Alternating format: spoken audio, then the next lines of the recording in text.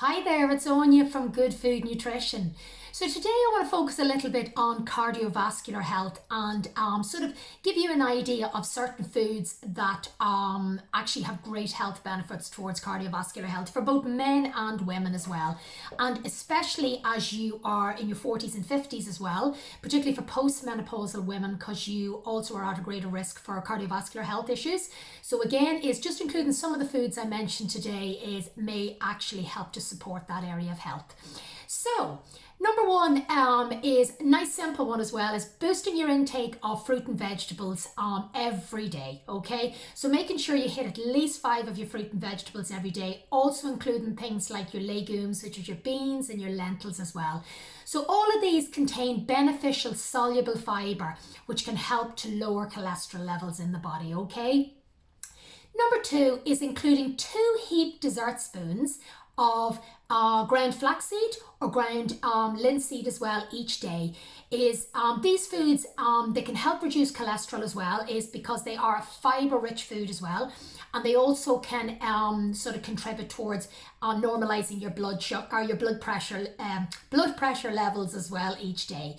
So these can be added to your porridge, they can be added to muesli. They're great in smoothies. That's where I tend to have them each day as well. They're in, they're drank, they're good. They're also brilliant as well for hormonal balance as well, but again, that's for another video.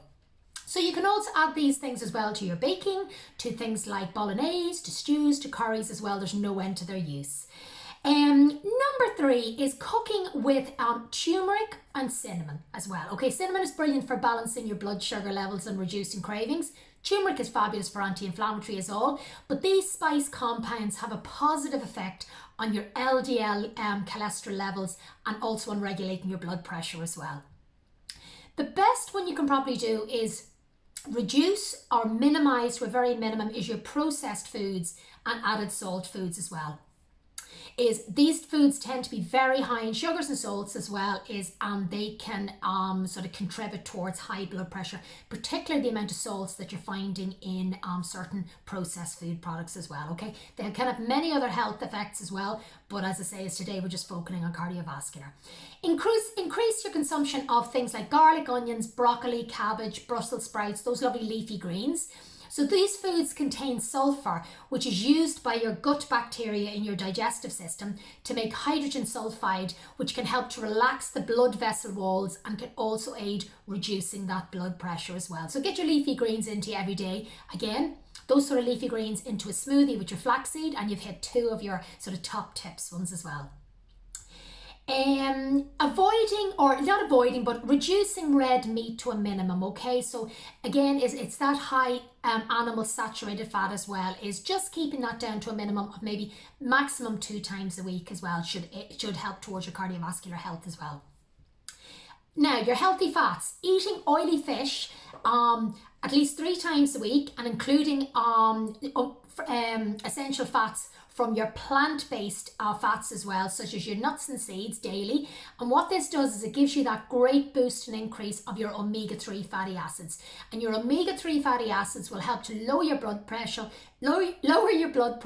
but to also raise those levels of the good cholesterol as well. So it's called your HDL cholesterol. So get your oily fish in there, as well as your flax seeds, your nuts, your pumpkin seeds, sesame seeds. They are all fantastic source of your omega fats as well. Adding in things, foods packed with vitamin C as well, things like your strawberries, your kiwis, any of your dark berries as well, is because these are jam-packed full of our vitamin C, which is a brilliant antioxidant in the body as well, and supports our liver function as well. But it also is that important antioxidant for your cardiovascular health protection as well. So sort of, feed your heart well.